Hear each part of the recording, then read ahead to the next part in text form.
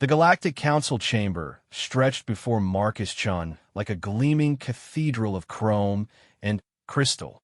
Representatives from 47 different species sat in tiered seating that spiraled upward into the vaulted ceiling.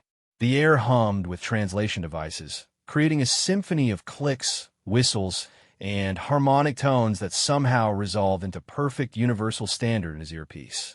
Marcus stood at the central podium, his human form dwarfed by the towering Zephyrian delegates to his left and the crystalline Mentari representatives that chimed softly with each movement.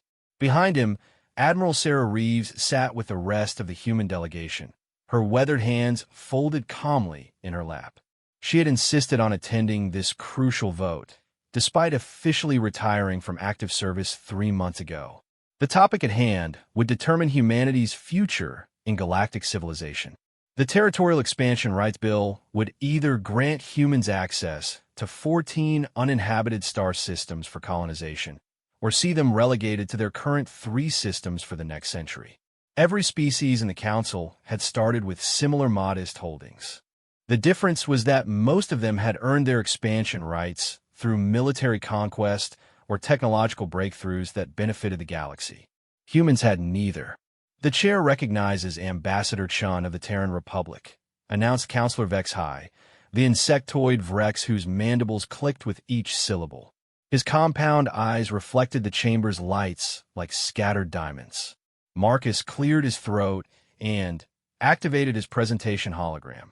Honored counselors, humanity comes before you today not as conquerors or technological innovators, but as partners ready to contribute to our shared galactic community. A low rumble emerged from the Corvin section. Ambassador Thekmore rose to his full 3-meter height, his rocky carapace scraping against his seat. The young species speaks of partnership. Yet what have humans accomplished? Your military defeated no worthy enemies. Your scientists created no revolutionary technologies. Your explorers discovered no new phenomena. Why should proven civilizations grant territory to those who have achieved nothing of note? The question hung in the chamber like a toxic cloud. Marcus felt sweat beading on his forehead despite the climate control.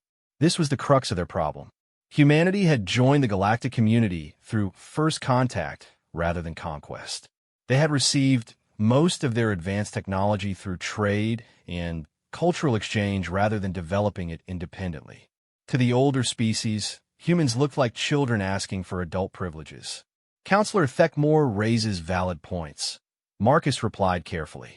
Humanity may not have the military victories of the Corvin Empire or the technological breakthroughs of the Zephyrians, but we bring something equally valuable to this galaxy.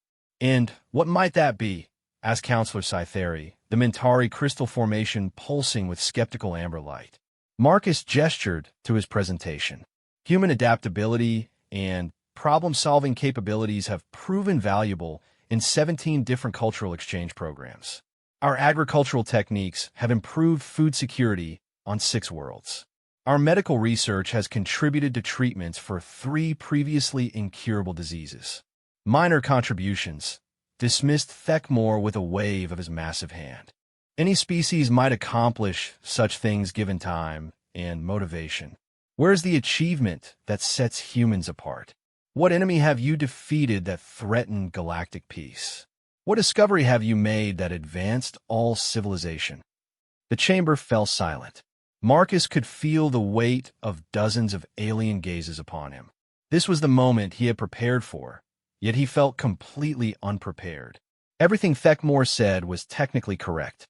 Humanity had no great military victories to their name, no revolutionary inventions, no cosmic discoveries.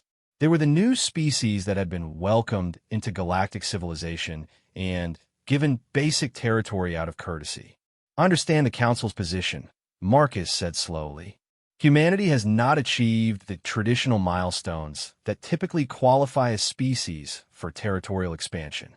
However, I would argue that our value lies not in singular great achievements, but in our consistent ability to find solutions where others see only problems.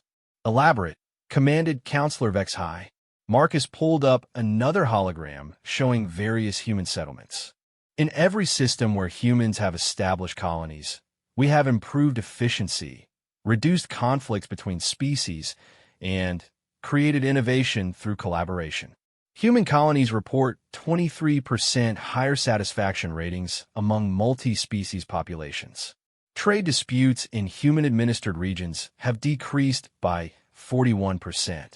Statistics rumbled a voice from the Drachmaran section. Any competent administrator might achieve similar results with sufficient resources. Marcus felt his presentation slipping away from him. These were good points, valid contributions, but nothing that screamed expansion-worthy civilization to species that measured worth in conquered star systems and revolutionary technologies. He looked back at Admiral Reeves, hoping for some signal, some suggestion. She sat perfectly still, her gray hair pulled back in a regulation bun despite her retired status. Her uniform jacket hung open over a simple black shirt, and her hands remained folded in her lap. She met his eyes and gave the slightest nod. Not encouragement exactly, but acknowledgement. She believed in him, even if she couldn't help him. Perhaps, interjected Counselor Zelnara of the Ethereal Collective, her voice like singing crystal. The young ambassador could provide a specific example of human problem-solving that demonstrates this claimed adaptability. Marcus seized the opening. 6 months ago, the mining dispute on Kepler Station threatened to shut down lithium production for the entire sector. 3 species were involved, each with legitimate claims and incompatible mining techniques. The Galactic Mediation Service had declared the situation unresolvable. He pulled up footage of the mining station, a massive facility built into an asteroid rich with rare minerals. A human mediation team spent 2 weeks on station and developed a rotating schedule that allowed all 3 species to use their preferred mining techniques without interference. Production actually increased by 12%, and all parties signed long-term cooperation agreements.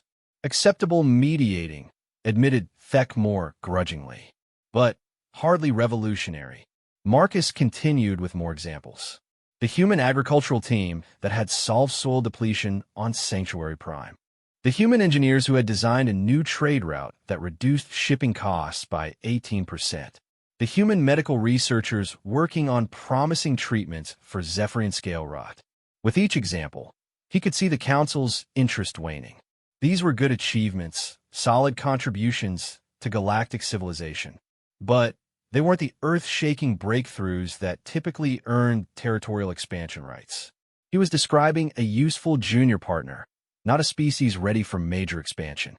The Council appreciates humanity's contributions, said Counselor Vexhi finally. However, the achievements presented, while commendable, do not meet the traditional standards for territorial expansion. The Corvin Empire earned their expansion rights through the defeat of the Silicon Horde that threatened 3 sectors. The Zephyrians gained territory through the development of quantum fold technology that revolutionized galactic trade. The Mentari achieved expansion by discovering the harmonic frequencies that allow for faster-than-light communication. Marcus felt his heart sinking. With respect, Counselor, those achievements came after centuries or millennia of galactic presence. Humanity has been part of this community for only 47 years. Time and community does not automatically qualify species for expansion, replied Cytheri, her crystal form shifting to a cooler blue. Achievement qualifies species for expansion. What great enemy has humanity defeated? What cosmic mystery have you solved? What technology have you invented that benefits all civilization? The chamber was silent except for the soft hum of environmental systems and translation devices. Marcus looked out at the assembled representatives, seeing everything from curiosity to pity to outright dismissal in their alien features. He had prepared for this presentation for months, but every argument he offered seemed to reinforce their point rather than counter it. Humans were good partners, reliable contributors, efficient administrators, but they weren't conquerors or revolutionary inventors. They were the species that other species liked working with, not the species that other species feared or envied. Perhaps, said Counselor Zelnara gently, humanity would benefit from additional time to develop more significant achievements before requesting territorial expansion. It was a polite way of saying no. Marcus could see the writing on the wall. The council would vote to deny the expansion request, probably by a significant margin. Humanity would remain in their three systems, valued as partners, but not trusted as major players in galactic civilization. I request permission to address the council, said a clear voice from behind him. Marcus turned in surprise. Admiral Reeves had stood up, her hands now clasped behind her back in perfect military posture. She had not been scheduled to speak, and interrupting council proceedings was a serious breach of protocol. The Admiral is retired and holds no official position in these proceedings, observed Thekmore. Admiral Reeves served as humanity's military liaison for 23 years, Marcus said quickly. She has more experience in galactic military operations than any other human. Counselor Vexai's compound eyes fixed on the Admiral. The Council will hear brief remarks from Admiral Reeves, with the understanding that this is not standard procedure. Sarah Reeves walked to the podium with measured steps, her bearings still crisp despite her civilian status. She stood next to Marcus and surveyed the chamber with the calm confidence of someone who had faced worse situations than a hostile alien council. Honored counselors, she began, her voice carrying easily through the vast space. Ambassador Chun has presented humanity's achievements accurately and honestly. We have been good partners, reliable contributors, and effective mediators.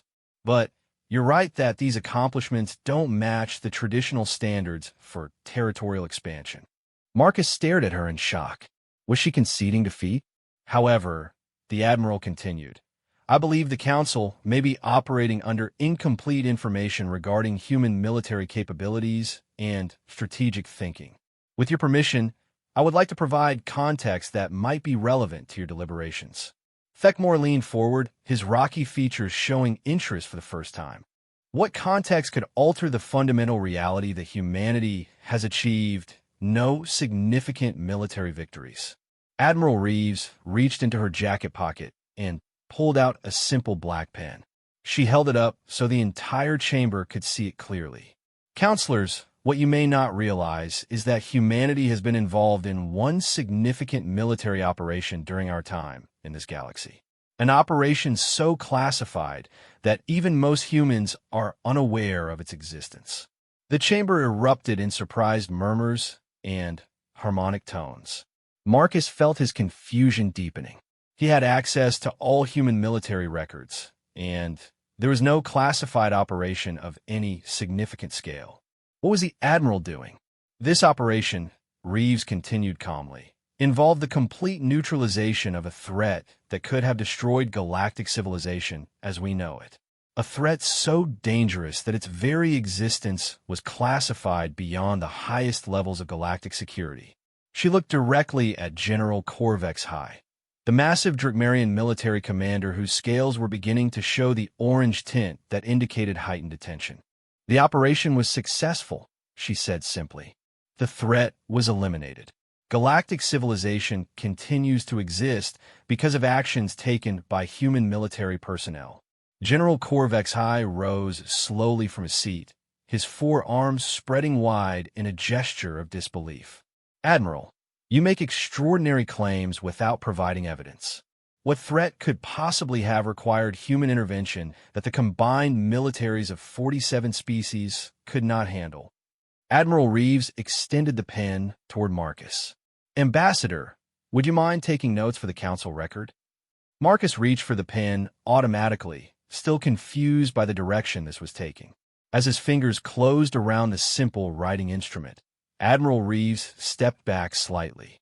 The threat, she said clearly, was the Void Seekers, a race of interdimensional parasites that feed on conscious thought itself. They were preparing to break through into our reality at coordinates that would have given them access to the most populated sectors of galactic space. The chamber fell completely silent. Marcus had never heard of any Void Seekers, but the name alone sent chills through the assembled representatives. Several species translation devices were struggling with concepts that apparently didn't exist in their languages. The Seekers, Reeves continued, exist partially outside normal space-time. They cannot be detected by conventional sensors, cannot be fought with conventional weapons, and cannot be stopped by conventional tactics. They identify target realities by sensing large-scale patterns of organized consciousness, exactly the type of patterns generated by galactic civilization. General Korvex's scales were now showing deep orange with stress patterns of black. If such creatures existed, why were the galactic military commands not informed? Because, said Admiral Reeves calmly, conventional military action would have made the situation worse. The Seekers are drawn to organized resistance. Military buildups, fleet movements, coordinated defensive strategies, all of these activities create exactly the type of consciousness patterns that help them locate target dimensions. Marcus stared down at the pen in his hands. It looked completely ordinary, black plastic casing, standard grip, nothing remarkable about it at all. Yet Admiral Reeves had made it the centerpiece of her presentation to the most powerful political body in the galaxy. The solution, Reeves said, required a species capable of thinking in ways the Seekers couldn't predict or counter. A species young enough to galactic civilization that they hadn't developed the standard strategic patterns that the Seekers recognize. A species adaptable enough to develop entirely new approaches to an impossible problem. She gestured toward the pen in Marcus's hands. That pen contains the compressed data core from the operation. Full tactical records, sensor logs, communication transcripts, and outcome verification. The operation was planned and executed entirely by human personnel, using human strategic thinking with human tactical innovations. Marcus looked down at the pen again, his mind reeling. If this was true, if humanity had somehow saved galactic civilization from interdimensional parasites without anyone knowing, it would completely change the Council's perspective on human capabilities. But it seemed impossible. There was no way such a massive operation could have been kept secret. No way the most important military victory in galactic history could have gone unrecorded in official databases. Admiral, said Counselor Vexhai slowly, you understand that these claims require verification. If the data core you describe exists, it must be examined by Council security experts. Of course, replied Reeves. However, I must warn the Council that the information contained in that core is extremely dangerous. The tactical methods used against the Void Seekers could, if misused, actually facilitate their return. This information has been restricted to the highest levels of human military command for very good reasons. General Korvex's forearms crossed over his massive chest. Admiral, you present us with an impossible choice. Either we accept extraordinary claims without verification, or we risk exposing ourselves to the very threat you claim to have defeated. This is not how military verification operates. Marcus felt the weight of the pen in his hands. Such a small thing to potentially contain the most important military operation in galactic history. It's something about Admiral Reeves's presentation felt off. Her timing was too perfect, her claims too convenient, her solution too neat. General, said Reeves calmly, I understand your skepticism. However, I would point out that the absence of evidence is itself evidence when dealing with threats that exist partially outside normal reality. The Void Seekers leave no conventional traces because they exist in unconventional ways. She turned to address the full council. Counselors, I present this information not to demand immediate territorial expansion for humanity, but to provide context for your deliberations. Human strategic thinking operates differently from established galactic military doctrine. This difference has already proven valuable in ways that saved all our civilizations. Marcus looked up from the pen to see every representative in the chamber staring at him.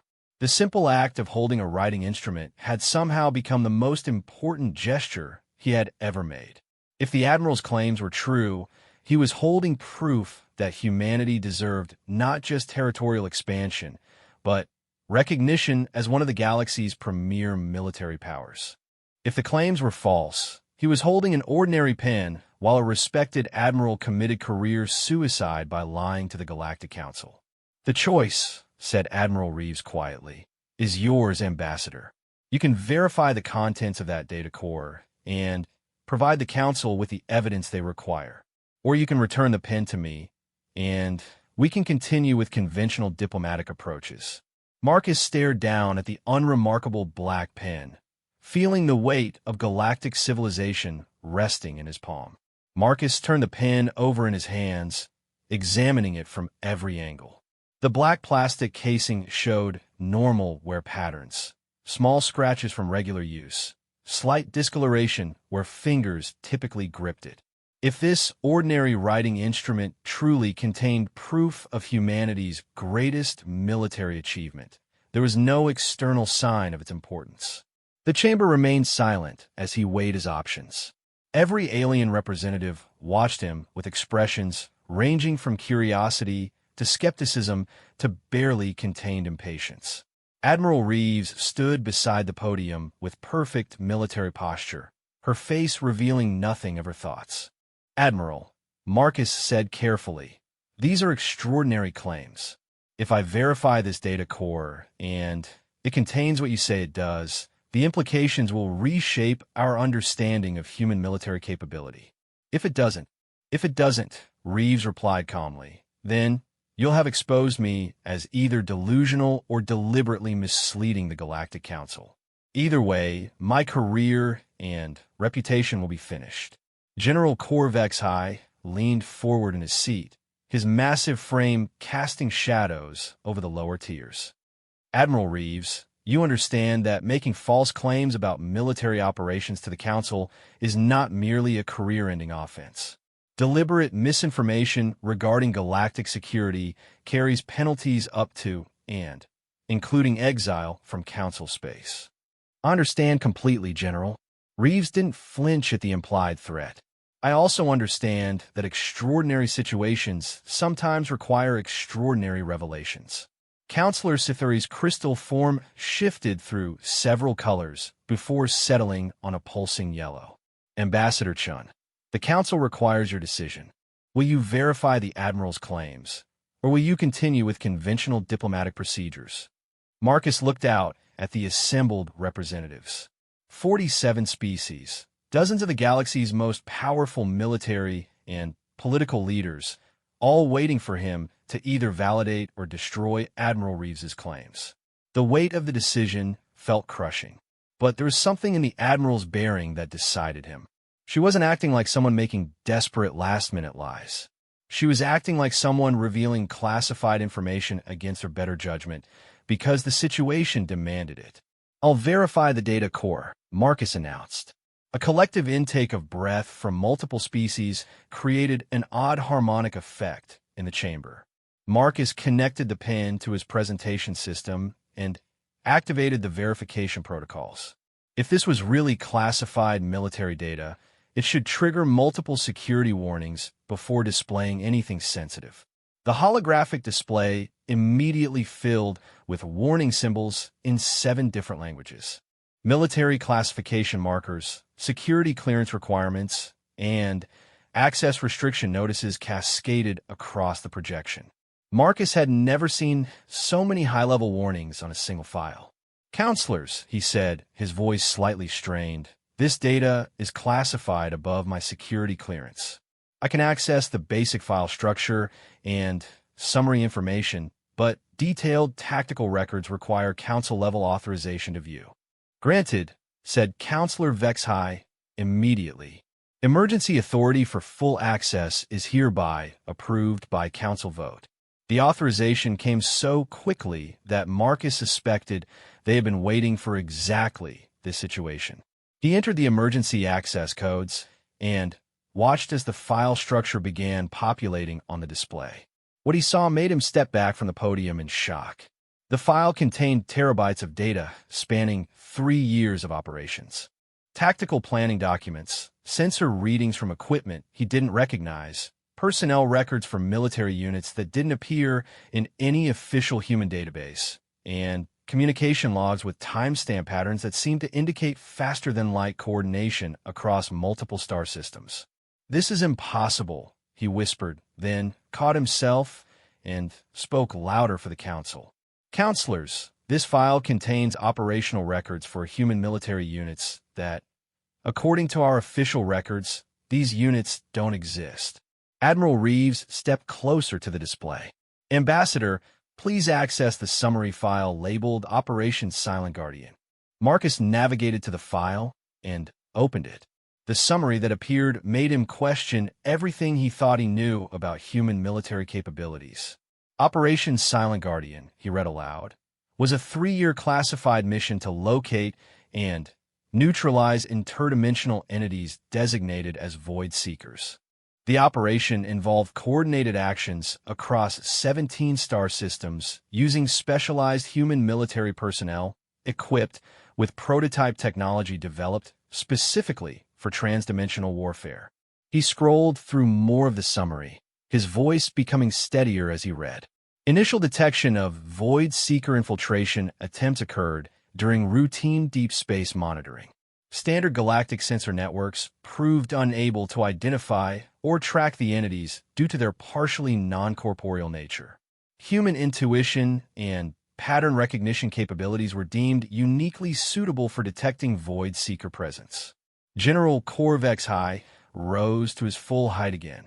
"Admiral, you claim human forces operated in 17 star systems without any other species detecting their presence. This strains credibility beyond reasonable limits." "General," replied Reeves calmly, "human forces didn't operate openly in those systems. We operated in the spaces between systems, in dimensional folds that the Void Seekers use for travel. Most of our operations took place in regions of space that conventional sensors can't even detect." Marcus continued reading from the summary. "Phase 1 involved developing detection methods for transdimensional entities. Human personnel demonstrated exceptional ability to sense Void Seeker presence through what the report terms intuitive pattern recognition and consciousness resonance detection." He paused, looking up at the Admiral. "This describes humans developing psychic abilities." "Not psychic abilities," Reeves corrected. "Enhanced pattern recognition. Humans have always been exceptionally good at detecting subtle changes in their environment. We trained personnel to extend that ability into dimensional spaces where the Void Seekers operate." Counselor Zelnar's crystalline voice chimed with interest. "This would explain certain anomalous readings in human-administered regions. Energy patterns that our instruments detected but couldn't classify." Marcus returned to the summary. "Phase 2 involved developing weapons capable of affecting transdimensional entities. Standard energy weapons proved ineffective due to the Seekers' partially non-corporeal nature. Human engineers designed resonance weapons that could disrupt consciousness patterns across multiple dimensional layers." The implications hit him as he read. These weapons could affect any conscious being, not just the Void Seekers. "Correct," said Admiral Reeves grimly, "which is why the technology remains classified. In the wrong hands, resonance weapons could be used to devastate entire populations without leaving physical evidence." General Corvex High scales were now showing deep orange stress patterns with black highlights. "Admiral, you describe weapons that could revolutionize warfare in ways that threaten all galactic civilization. Why was this technology not shared with Council military commands?" "Because," Reeves replied, "the technology is too dangerous for conventional military use. It requires operators with specific psychological profiles and extensive training to avoid accidentally affecting friendly forces. The weapons are as dangerous to their users as to their targets." Marcus scrolled to Phase 3 of the summary. Final phase involved locating and engaging Void Seeker staging areas in transdimensional space.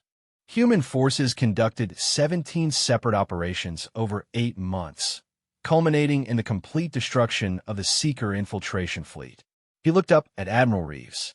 "According to this summary, human forces destroyed an entire interdimensional invasion force using weapons that exist in theoretical physics textbooks."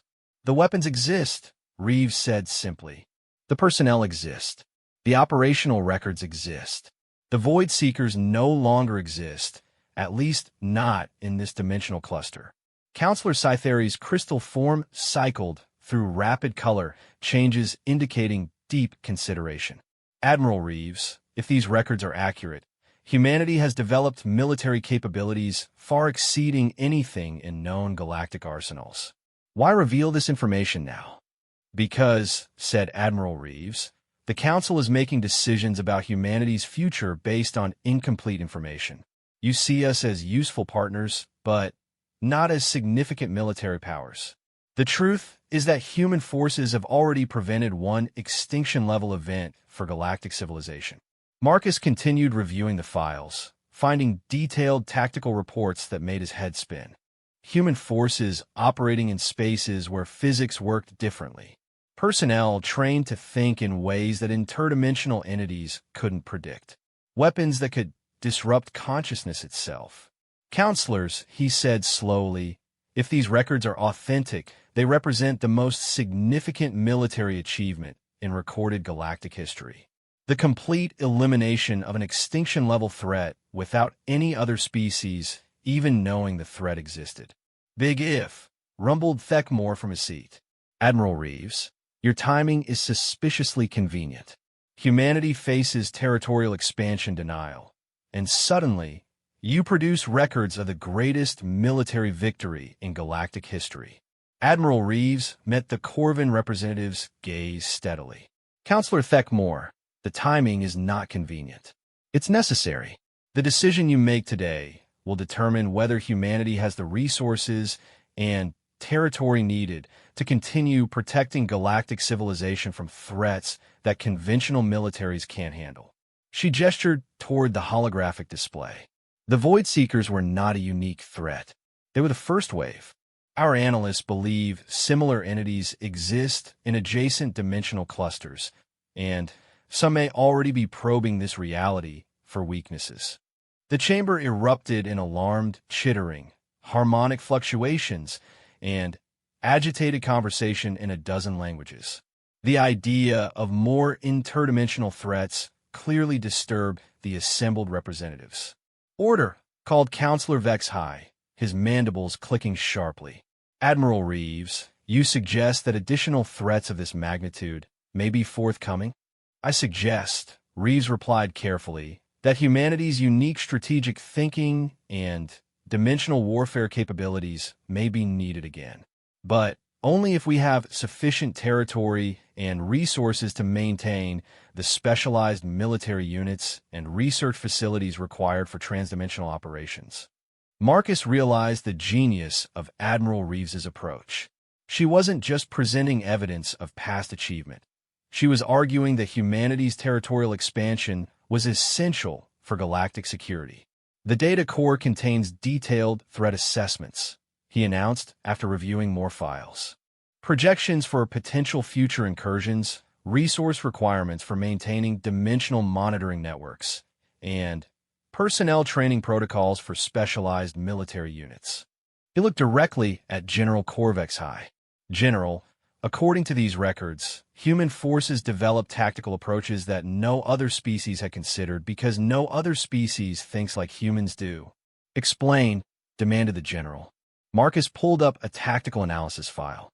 Conventional galactic military doctrine focuses on superior firepower, strategic positioning, and technological advantage. Human forces approached the Void Seeker problem completely differently. He highlighted sections of the tactical report. Instead of trying to outfight an enemy that existed partially outside normal physics, human forces focused on understanding how the enemy thought. They developed prediction models based on Void Seeker behavioral patterns, then used those models to anticipate and prevent incursions. Admiral Reeves stepped forward. The key insight was that interdimensional entities think in patterns that mirror their nonlinear existence. Conventional linear strategic thinking couldn't predict their actions. But human lateral thinking, our ability to make intuitive leaps and consider unconventional solutions, proved effective against opponents who existed outside conventional reality.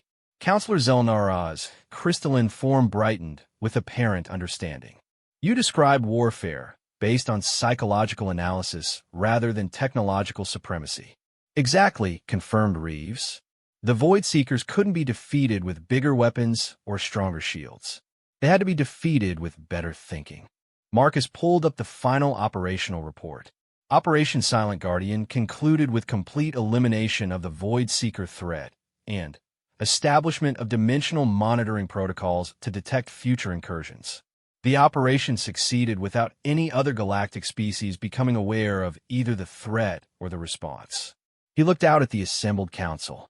If these records are authentic, humanity saved galactic civilization using approaches that no other species had considered, with technology that no other species had developed, against threats that no other species had even detected.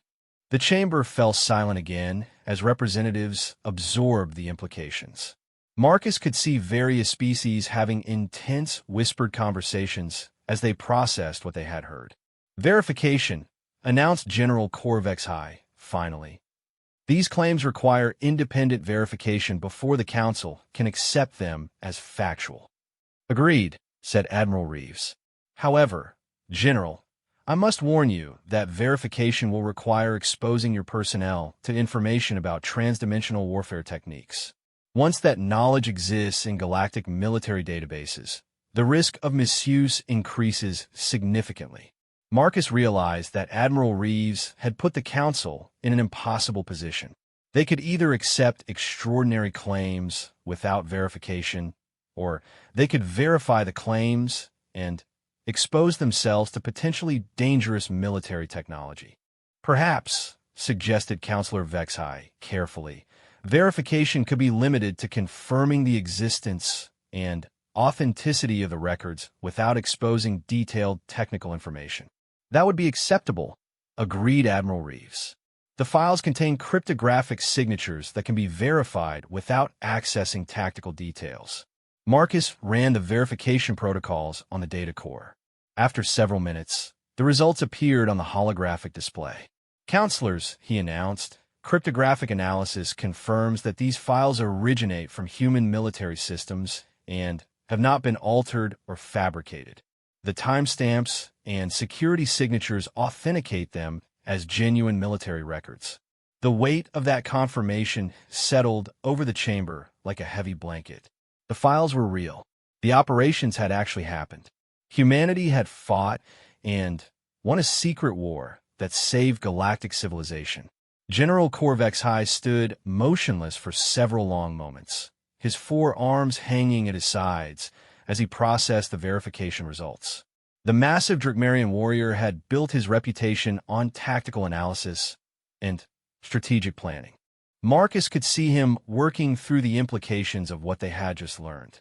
Admiral Reeves, the general said finally, his voice carrying a note Marcus had never heard before, uncertainty. If these records are authentic, they represent a complete revolution in military thinking. Human forces developed and deployed weapons technology that exceeds anything in current galactic arsenals. More than that, added Counselor Cytheri, her crystal form pulsing with rapid color changes indicating intense thought. They developed detection methods for threats that our most advanced sensor networks couldn't identify. How is this possible? Admiral Reeves clasped her hands behind her back, her posture remaining perfectly military despite the weight of the moment. Counselors, humanity approached the Void Seeker problem from a direction that conventional galactic science hadn't considered. Instead of trying to detect the entities with instruments, we trained personnel to detect them with enhanced pattern recognition. She gestured toward the holographic display. Human consciousness operates differently from other species. We excel at identifying subtle patterns, making intuitive connections, and recognizing anomalies in complex systems. These abilities, when properly trained and focused, proved effective against entities that exist partially outside normal reality. Marcus pulled up another section of the files, his hands still trembling slightly from the magnitude of what he was reading. The training protocols described here are unlike anything in standard galactic military doctrine. Personnel underwent consciousness expansion techniques, pattern meditation training, and something called dimensional perception enhancement, which sounds suspiciously like what most species would classify as psychic development, observed Thekmore skeptically. Not psychic development, Admiral Reeves corrected. Enhanced natural abilities. Every species has some form of pattern recognition capability. Humans simply proved exceptionally good at extending those capabilities into transdimensional spaces.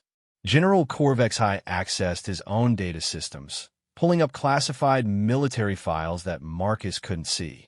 After several minutes of review, the general's expression shifted from skepticism to something approaching alarm. "Admiral," he said slowly, "I'm reviewing classified reports of anomalous energy signatures in various sectors over the past 4 years. Signatures that our analysts couldn't explain or categorize." He paused. "These signatures match temporal patterns with the operations described in your files." A collective intake of breath from multiple species created another harmonic effect in the chamber. Independent confirmation of the Admiral's claims was the last thing most representatives had expected. Counselor Zelnaraz's crystalline voice carried a note of wonder. "General Korvexhai, are you saying that galactic military commands detected evidence of the operations described in these files?" "I'm saying we detected energy signatures that we couldn't explain," the general replied carefully. "Signatures that appeared in deep space regions where no known military operations were taking place. Our analysts classified them as natural phenomena because no known technology could produce such readings." Admiral Reeves nodded grimly. "Transdimensional weapons create energy signatures that don't match conventional physics. Your sensors detected the operations, but your analysis frameworks had no way to interpret what they were seeing." Marcus pulled up the technical specifications for the weapons described in the files. What he read made him step back from the display in shock. "Counselors, these weapons don't just affect physical matter. They disrupt consciousness patterns directly. The technical documentation describes them as reality anchors that can prevent dimensional entities from maintaining coherence in normal space."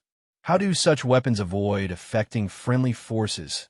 asked Counselor Vexhai, his compound eyes fixed on the technical readouts. "Selective targeting based on consciousness type," Admiral Reeves explained. "Human consciousness operates within specific frequency ranges. The weapons were calibrated to affect only consciousness patterns that exist outside those ranges, like the Void Seekers, who think in transdimensional ways." General Korvexhai's scales were now showing deep purple with gold highlights, a color combination Marcus had never seen before. "Admiral, you describe weapons that could potentially affect any non-human consciousness. The tactical implications are terrifying," finished Admiral Reeves bluntly. "Which is why the technology remains classified, and why only specially trained human personnel are authorized to operate these systems. In the wrong hands, reality anchor weapons could devastate entire civilizations." The chamber erupted in agitated discussion as representatives grasped the full implications. Humanity hadn't just developed advanced military technology. They had developed weapons that could theoretically be used against any other species in the galaxy. "Order," called Counselor Vexhai, his mandibles clicking sharply to restore quiet. "Admiral Reeves, you present information that fundamentally changes our understanding of human military capabilities. However, this information also raises serious questions about galactic security." Admiral Reeves met the counselor's gaze steadily. "I understand your concerns. However, I would point out that humanity has possessed these capabilities for 3 years without using them against any galactic species. Our track record demonstrates restraint and responsibility. But why reveal these capabilities now?" demanded Thekmore.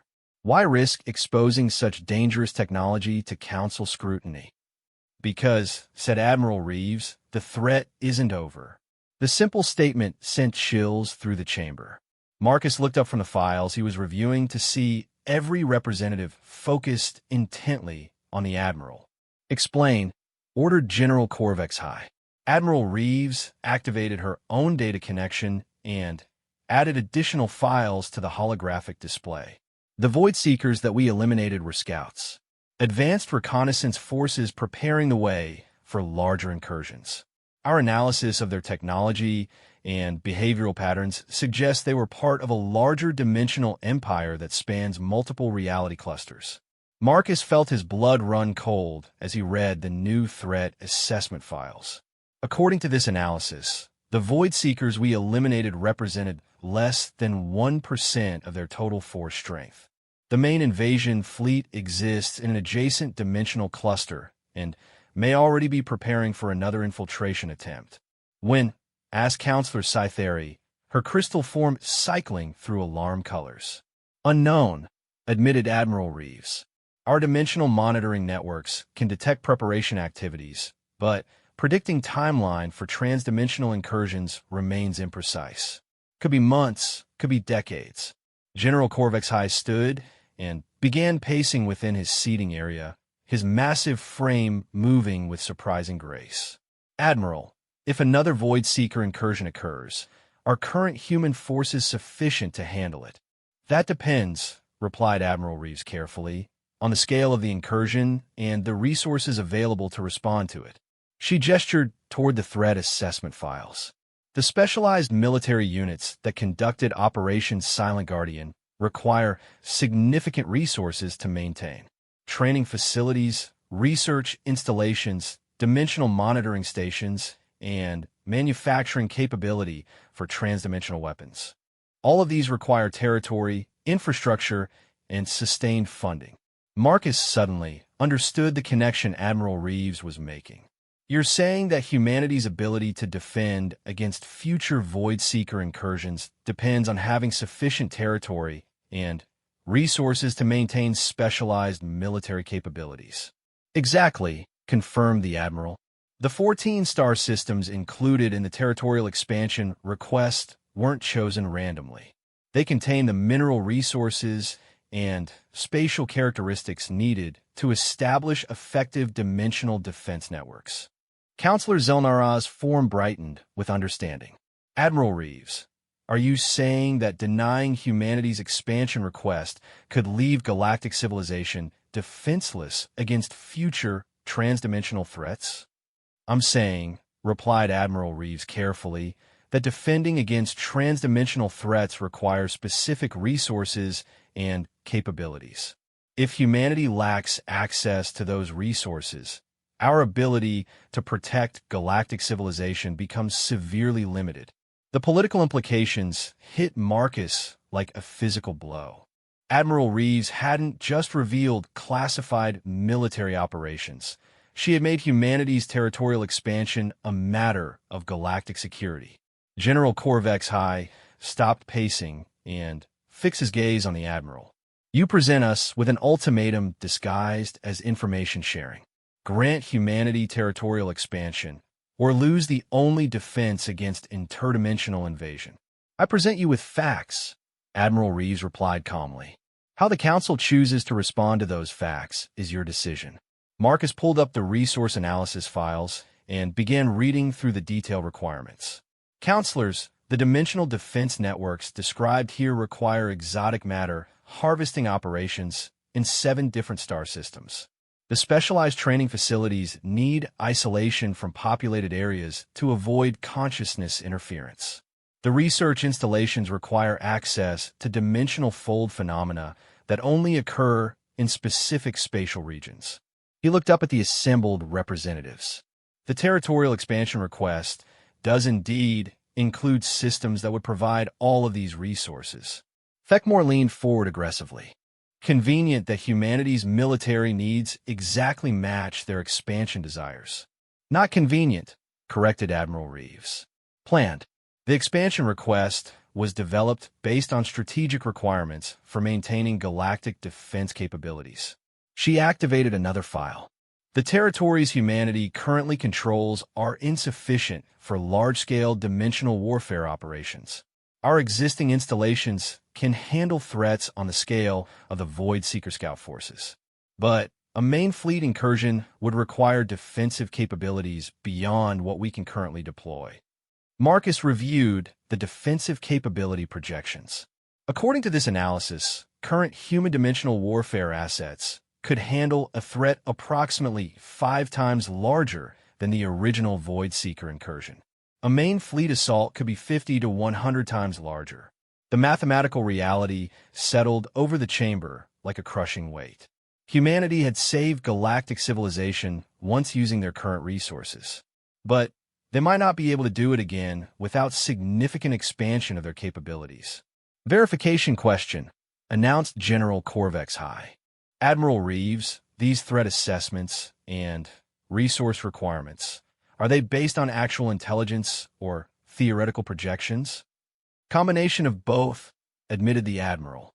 We have limited intelligence on Void Seeker main fleet capabilities based on analysis of Scout Force technology. We have solid projections on resource requirements based on our experience with existing dimensional defense operations. She paused, then continued more grimly. However, General, I must point out that our intelligence sources on transdimensional threats are necessarily limited. The Void Seekers don't exist entirely in our reality, which makes conventional intelligence gathering impossible. Marcus pulled up the intelligence summary files. The threat assessments are based on analysis of captured Void Seeker technology, interrogation of partially corporeal prisoners, and dimensional resonance mapping of adjacent reality clusters. He looked up at Admiral Reeves. This mentions interrogation of prisoners. How do you interrogate entities that exist partially outside normal reality? Carefully, replied the Admiral grimly, and not without cost. 3 of our specialist interrogators suffered permanent psychological damage from consciousness contact with Void Seeker prisoners. The information we gained was valuable, but the price was high. The human cost of the operations was becoming clear. Marcus found casualty reports buried deep in the files. Personnel loss to dimensional displacement, consciousness fragmentation, reality dissociation, and what the reports clinically termed existence failure. Counselors, he said quietly, the human casualties from Operation Silent Guardian weren't just killed in action. Some of them were erased from existence entirely. Their consciousness patterns were disrupted so completely that they never existed in any reality. The chamber fell silent at that revelation. Death was one thing. Existence failure was something that transcended normal understanding of military casualties. How many? Asked Counselor Cytheri softly. Admiral Reeves stood perfectly still for several seconds before answering. Total casualties from 3 years of dimensional warfare operations. 47 killed in action, 23 wounded in action, and 16 confirmed existence failures. Marcus felt sick. 16 people who were completely erased from reality itself. 16 people who sacrificed their very existence to save galactic civilization, corrected Admiral Reeves firmly. Their sacrifice deserves recognition, even if it can never be publicly acknowledged. General Corvex High's scales showed deep purple with silver highlights, a color pattern indicating profound respect. Admiral, these casualties represent sacrifices beyond conventional military understanding. Personnel who risk existence failure face consequences that transcend death itself. Yes, agreed the Admiral simply, which is why recruitment for dimensional warfare units is extremely selective. Only volunteers who fully understand the risks are considered for training. Marcus realized that Admiral Reeves had not only revealed humanity's greatest military achievement, she had also revealed the ultimate price they were willing to pay to protect galactic civilization. Humanity had personnel who would risk complete erasure from existence to defend against threats that other species couldn't even detect. The political calculation was becoming clear to every representative in the chamber. Humanity wasn't just asking for territorial expansion. They were asking for the resources needed to continue making sacrifices that no other species could or would make. The weight of silence in the chamber was crushing. Marcus could hear his own heartbeat over the soft hum of environmental systems as representatives across 47 species grappled with the revelation that 16 human beings had been completely erased from existence to save galactic civilization. General Corvex High broke the silence, his massive frame moving slowly as he accessed additional classified military files. Admiral Reeves, I'm cross-referencing your operational timeframes with our records of unexplained deep space phenomena.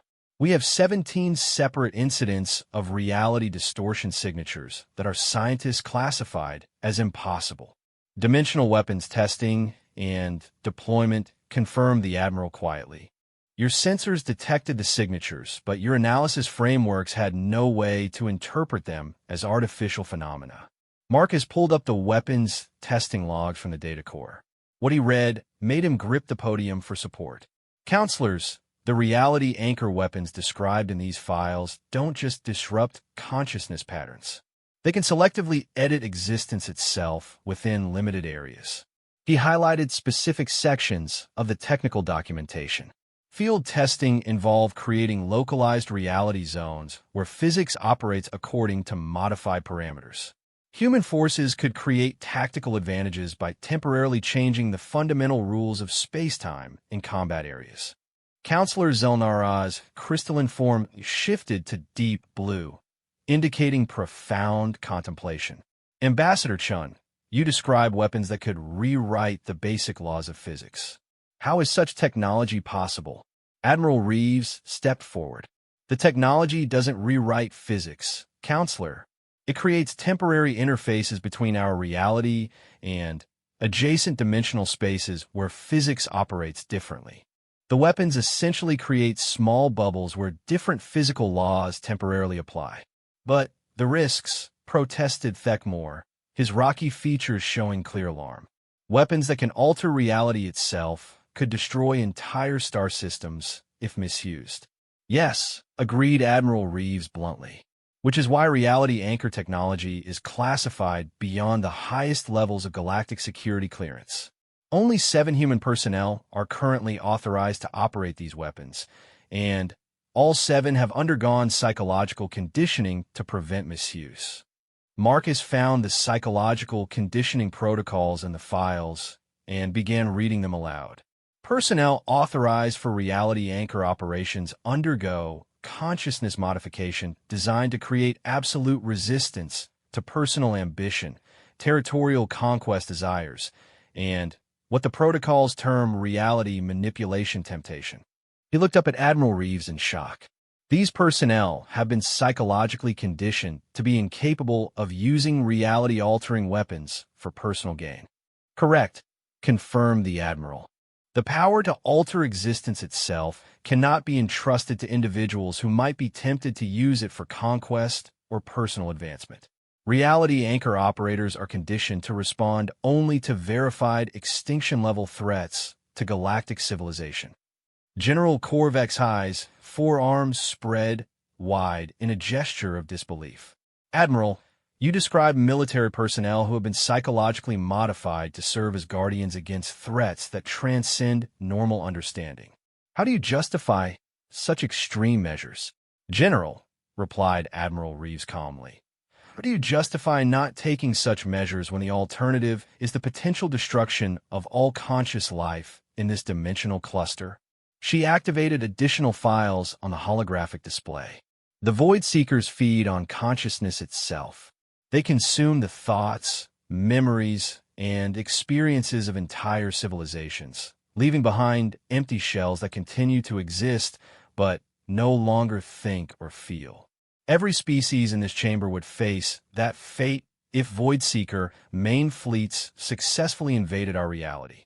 Marcus read through the consumption process documentation and felt his stomach turn. The Void Seekers don't kill their victims. They consume consciousness while leaving the physical body intact. Victims remain alive, but become completely empty. No thoughts, no memories, no awareness of existence. Counselor Cytheri's crystal forms cycled through rapid color changes indicating extreme distress. This represents a fate worse than death. Complete obliteration of consciousness while physical form remains. Exactly, said Admiral Reeves grimly, which is why reality anchor weapons and psychological conditioning of operators represent acceptable risks compared to the alternative. General Korvek's High stood and began pacing again, his massive frame moving with agitated energy. Admiral, you present military technology and personnel modifications that exceed anything in known galactic arsenals. But you also present threats that exceed anything in known galactic experience. How do we verify the reality of either? Valid question, admitted the Admiral. However, General, I would point out that 3 years ago, you would have said that transdimensional warfare was impossible. 6 months ago, you would have said that consciousness-disrupting weapons were theoretical. Today, you have confirmed evidence that both exist and have been successfully deployed.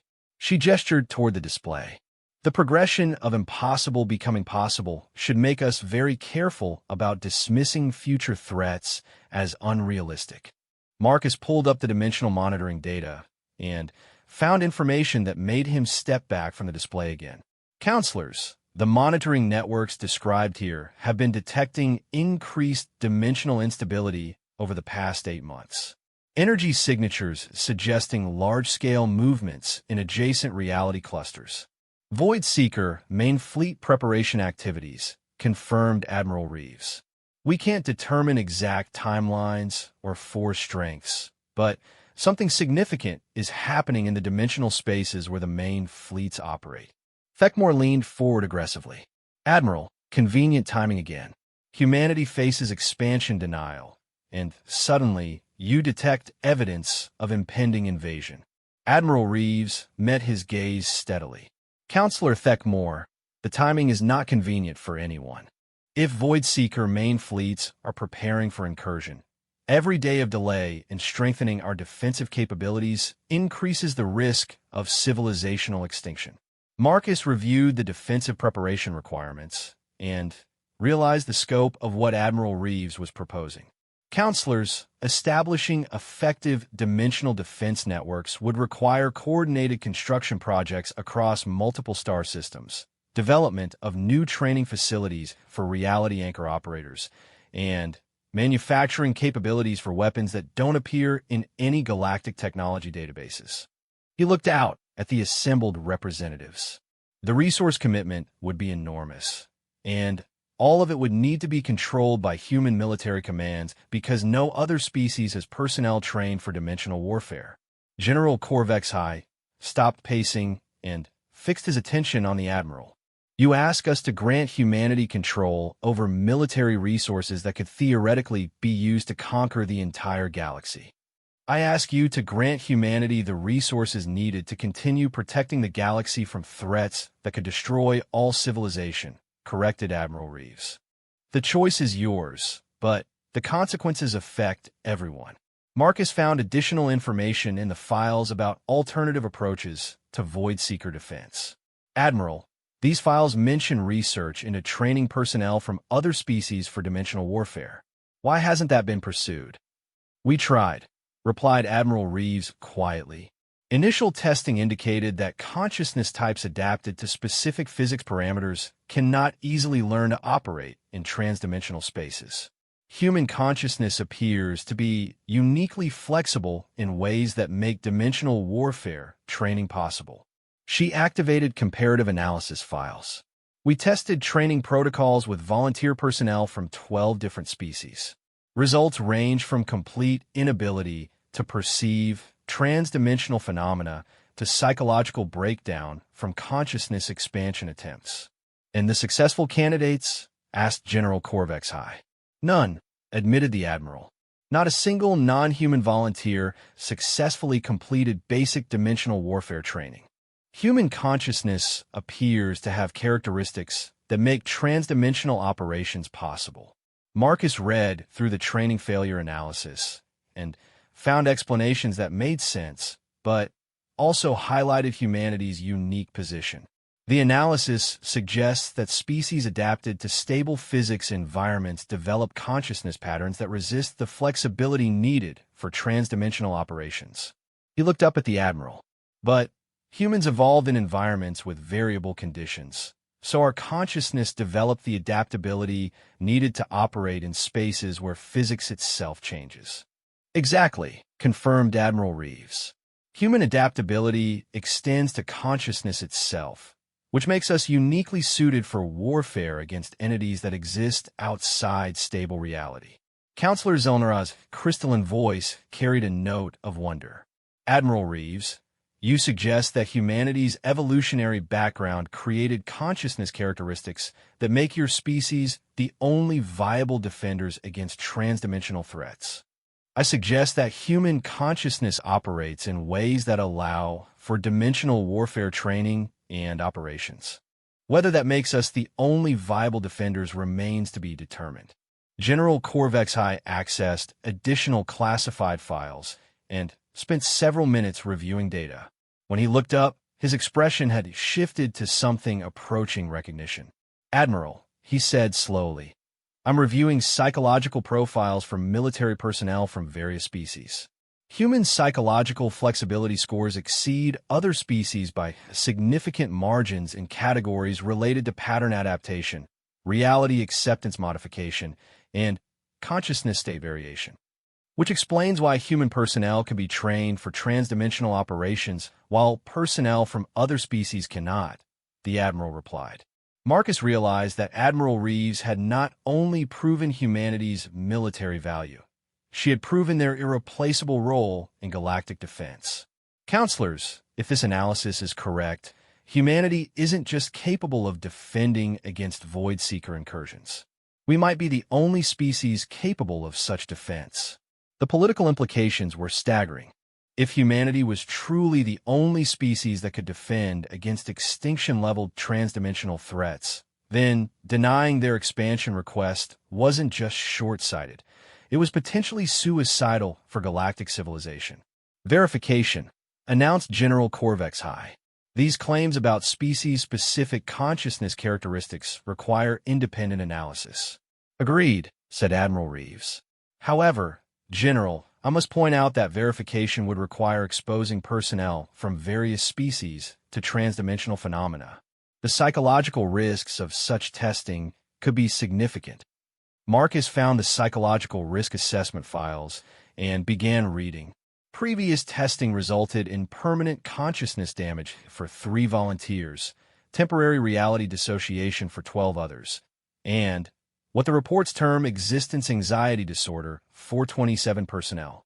"You're describing psychological casualties from attempting to verify human claims," observed Counselor Cytheri. "I'm describing the unavoidable risks of transdimensional research," corrected Admiral Reeves. "These aren't human claims.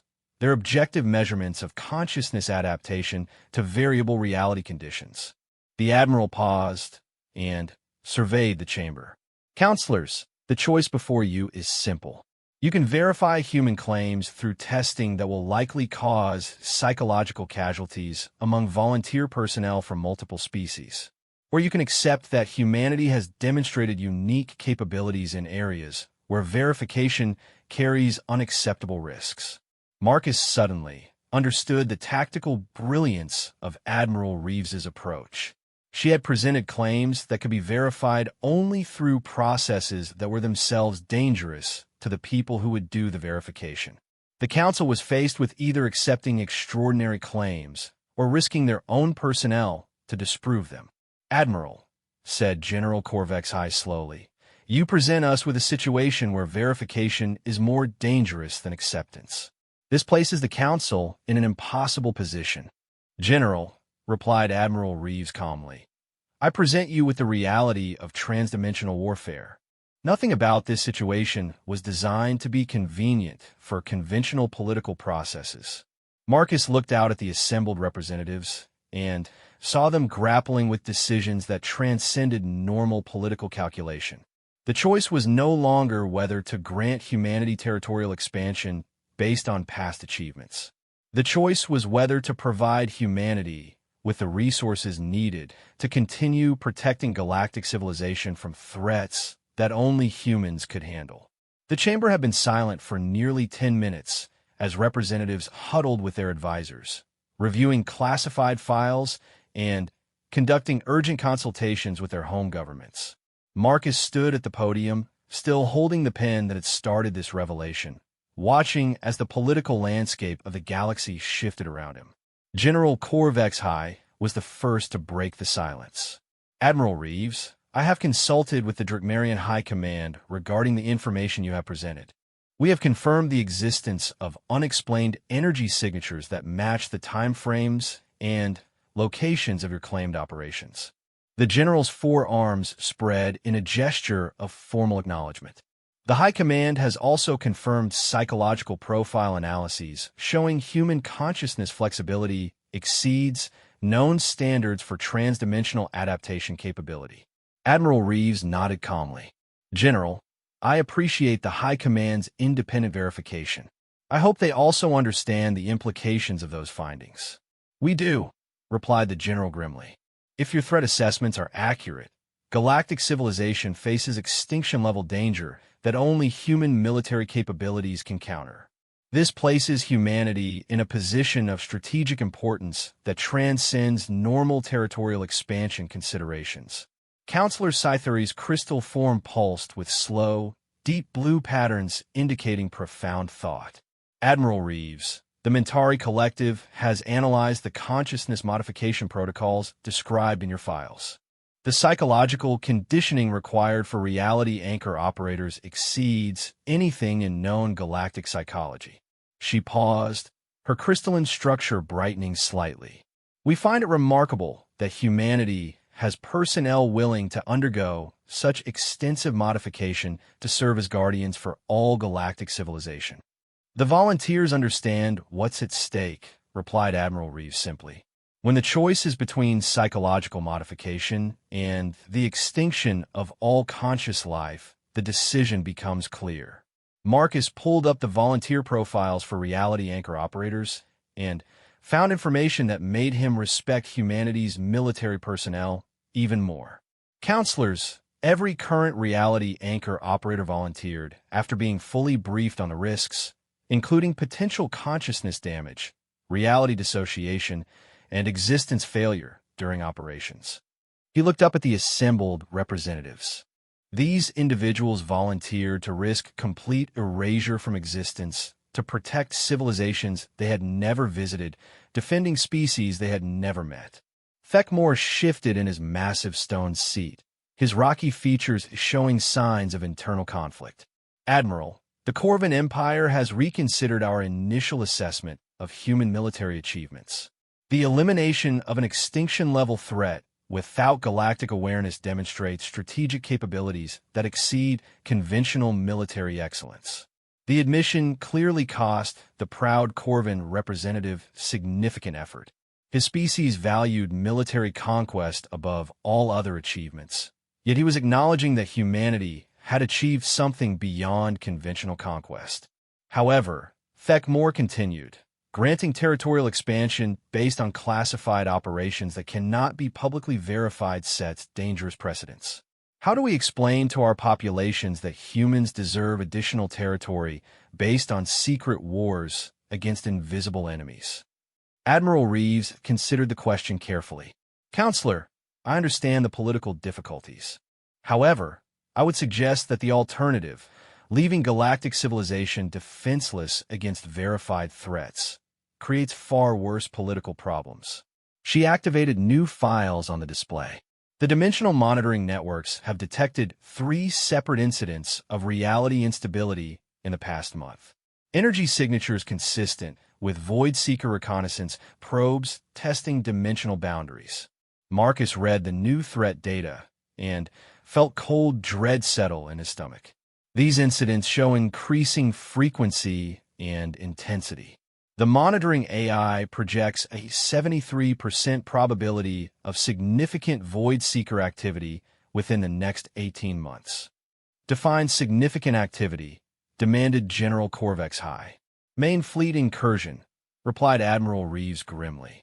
Invasion force potentially 100 times larger than the scout forces we eliminated 3 years ago. The chamber erupted in alarmed discussion as representatives grasped the timeline implications. 18 months to prepare for an invasion that could destroy all galactic civilization, using defensive capabilities that only one species possessed. Order, called Counselor Vex High, his mandibles clicking sharply.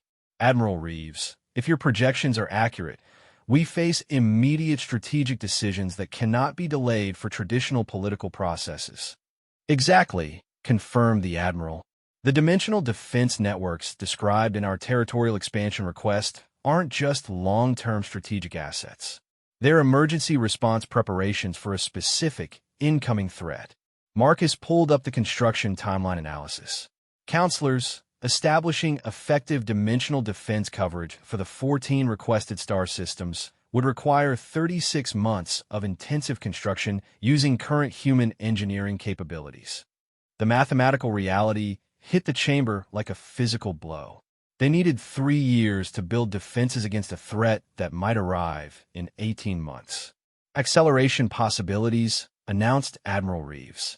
With expanded territory and resources, construction timelines could be reduced to 18 months using enhanced human engineering teams and reality-assisted construction techniques.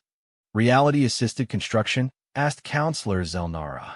Localized reality modification to allow construction in spaces where normal physics would make building impossible, explained the Admiral. Some of the required defensive installations need to exist partially outside normal space-time. General Korvex stood and began pacing with agitated energy. Admiral, you describe construction techniques that require reality-altering technology. This further emphasizes humanity's unique position as the only species capable of building adequate defenses.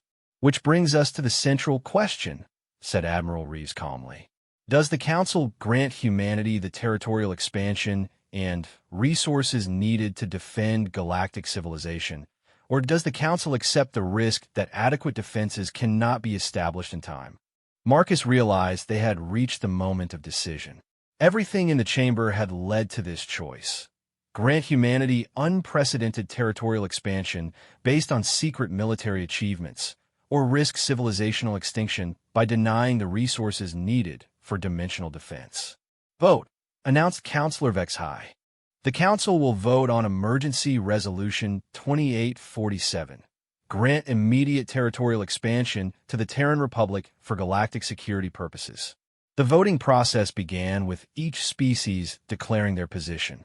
Marcus watched as the results appeared on the display, feeling the weight of galactic civilization's future in each decision. Zephyrian Republic votes to grant expansion. Mentari Collective votes to grant expansion. Corvin Empire votes to grant expansion. One by one, species that have been skeptical of humanity's achievements voted to provide the resources needed for dimensional defense. The final tally was overwhelming. 44 species in favor of expansion, 2 abstentions, 1 opposition. Emergency Resolution 2847 passes, announced Council of X-High. The Terran Republic is hereby granted immediate territorial expansion rights to 14 specified star systems for galactic security purposes. The chamber erupted in formal acknowledgments and congratulations, but Marcus barely heard them. They had succeeded beyond his wildest expectations, but the victory felt hollow when weighed against the threat that had made it necessary. Admiral Reeves approached the podium and extended her hand. Marcus realized she was asking for the pen back. "Admiral," he said quietly as he returned the data core, "was any of this planned? Did you know when you gave me this pen that it would change everything?" Admiral Reeves accepted the pen and tucked it back in her jacket pocket. "Ambassador, I knew that humanity's true achievements needed to be revealed at the right moment. I also knew that the time for secrecy had passed when faced with extinction-level threats." She paused, looking out at the celebrating representatives. What I didn't know was whether the Council would have the courage to make decisions based on classified information that they couldn't fully verify. And now we have 18 months to build defenses that might not be adequate, using technology that pushes the boundaries of possible against enemies that exist partially outside reality. Admiral Reeves's expression remained calm despite the magnitude of the challenge. The Council made the right decision, but we still have to execute it successfully. Marcus looked down at his hands where the pen had rested. Such a simple thing to contain information that reshaped galactic politics and revealed humanity's role as protectors of civilization itself. "Admiral, one more question. The reality anchor operators who volunteered for psychological conditioning, Are they really as modified as the file suggests? Admiral Reeves was quiet for several long seconds. When she spoke, her voice carried a note of profound respect. Ambassador, those 7 individuals sacrificed significant portions of their humanity to become something capable of wielding reality-altering weapons responsibly. They can never be normal humans again, but they chose that transformation to protect everyone else's right to remain normal. She straightened her jacket and prepared to leave the podium. They are the ultimate example of human adaptability, the willingness to become whatever is necessary to protect others, even if it means giving up what makes them human in the first place. As the Admiral walked back to her seat, Marcus remained at the podium, looking out at the representatives who were now celebrating humanity's expansion while remaining largely unaware of the price that had been paid to earn it. 16 people erased from existence. 7 others psychologically modified beyond recognition. Countless personnel risking consciousness damage in ongoing dimensional monitoring operations. The pen Admiral Reeves had passed him contained more than military records. It contained the story of a species that had quietly accepted responsibilities and risks that no other civilization could handle, asking for nothing in return except the resources needed to continue protecting everyone else. Now humanity had those resources. The question was whether 18 months would be enough time to use them effectively. Marcus looked toward the chamber's observation windows, where stars beyond the station sparkled against the darkness of space. Somewhere in the dimensional folds between realities, entities that fed on consciousness itself were preparing to invade. The only defense was a species that had learned to think in ways that transcended normal existence, wielding weapons that could alter reality itself. The Galactic Council had voted to give humanity the tools they needed to save civilization. Whether those tools would be enough remained to be seen. But for the first time since joining galactic civilization, humans were being recognized not just as useful partners, but as the guardians they had always quietly chosen to be. The pen had passed from admiral to ambassador, carrying with it the weight of secrets that had reshaped the galaxy's understanding of human capability. Now it was back in the admiral's pocket, but the information it had revealed would change everything about humanity's role in galactic civilization. Marcus finally stepped back from the podium, his part in this historic moment complete. Humanity had been granted not just territorial expansion, but recognition as the species uniquely qualified to defend all conscious life against threats that existed beyond normal comprehension.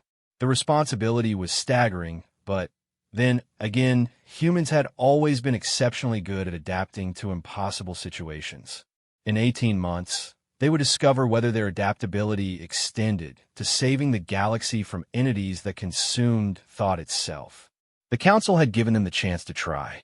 Everything else was up to human ingenuity, determination, and the willingness to sacrifice whatever was necessary to protect civilizations that most humans would never see. It was, Marcus reflected, a very human response to an impossible situation.